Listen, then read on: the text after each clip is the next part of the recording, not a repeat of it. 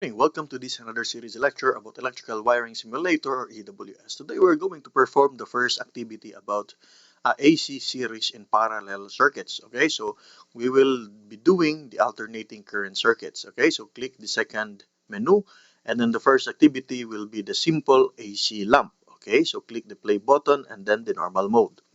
Okay, so in this particular scenario, we have two major components. We have the circuit breaker, okay, and then we have the lamp.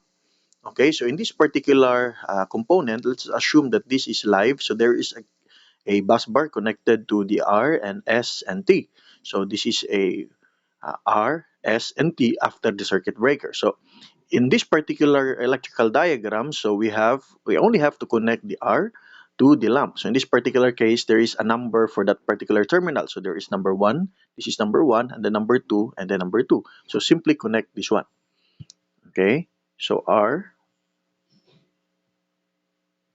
for number one, and then 2 for S.